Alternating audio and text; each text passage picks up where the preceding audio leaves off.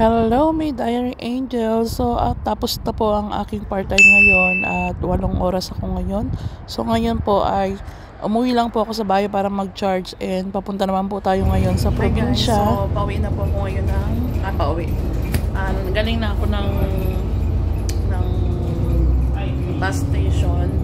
Kaya lang nagbago yung schedule nila. Akala ko 7:30 may biyahe sila. Pero 7 o'clock na pala dahil nagkaunti ang biyahe ngayon dahil kukunti na raw ang pasahero. Dahil mag-isa lang ako sa bus station ay natatakot po ako doon. Medyo madilim kasi nga gabi ngayon. Naisip ko na pumunta na lang muna ako dito sa mall. And then before 10 o'clock babalik ako dito sa bus station. Ano ba guys, may matanda doon na parang security guard yun. So, in-explain niya sa akin na nagbago ng schedule at 7 o'clock nga daw ang bus kanina na umalis na. So, sabi ko, okay, naintindihan ko. Tapos sabi niya, matulog daw kami doon sa bus station. Kasi para magantay daw ako doon hanggang 10. Kasi 10 pa raw yung bus. Sabi ko, ba't ako matutulog sa'yo? Umalis ako. Medyo may pagkaano yung matanda doon. Kaya umalis na lang ako kaysa kung ano bang magawa ko. Paman din ako ng trabaho, pagod-pagod pa. Nag-charge lang talaga ako sa bahay. Nag-ayos-ayos doon bago lumarga, kaya lang wala pa. So dito muna tayo sa may mall dito sa Gara Uburba. So ayan guys. Opa.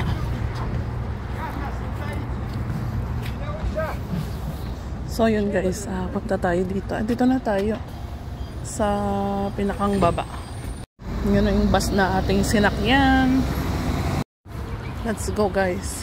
Dito muna tayo guys. Hindi pa rin naman ako kumakain and baka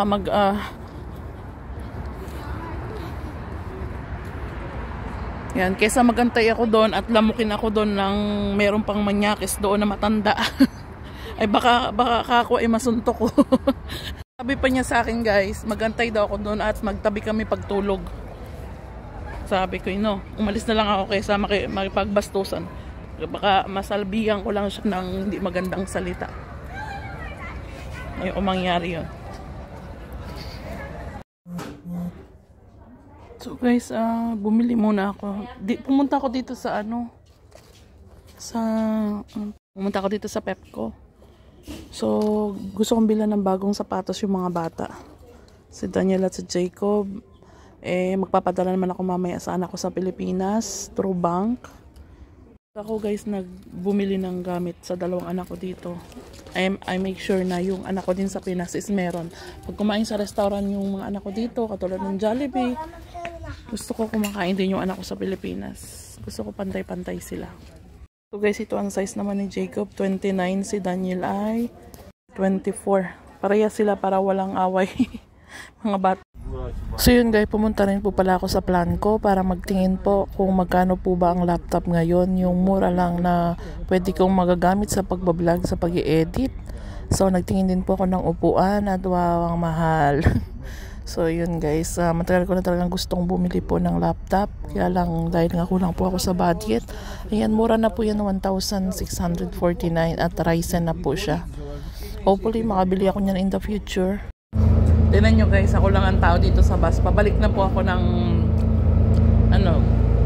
bus station papuntang probinsya. Mababa na tayo.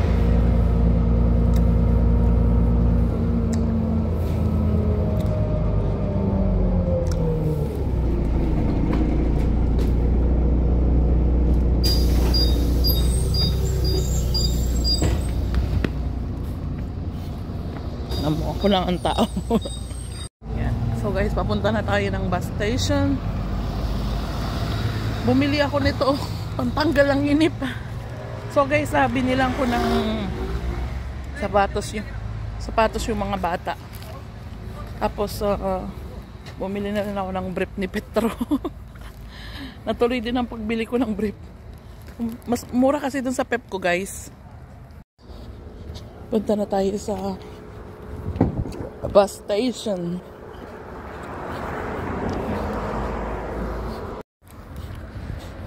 Yan yung guys, walang madilim. Alas 10 kasi ito yung last trip yung sakay ko. Last trip. Tingnan nyo guys, oh, walang tao. Meron naman dyan mga tao dun sa bus na yun. Natutuwa ako guys sa nabili ko dun sa mga bata na na shoes. Sobrang cute guys. Sobrang cute nung shoes nila. Ito oh.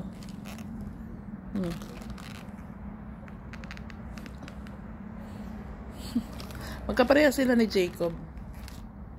Kaya wala na silang ano ba, pangalan. Tapos ito naman yung kay Petro na ano na boxer. Nung nakaraan kasi guys, kaya hindi ako nakabili nung underwear niya. Kaya hindi ako nakabili nung underwear niya guys. Ay ayaw niya po noong design. Marte po yan si time check 5:15 guys ng umaga. So dahil yung bus guys ay yung sinasakay kong bus ay hindi man nag-stop. Hindi po siya nag-stop doon sa bus station na dapat bababaan ko. Nagdire-diretso siya. Eh ako dahil madilim din naman guys. Hindi ko rin maano. Hi guys, sa wakas nakarating na rin po ako dito sa aming probinsya. Ay, Diyos ko guys, sobrang lapagod. Kagabi pa ako hanggang ngayon nagbiyahe.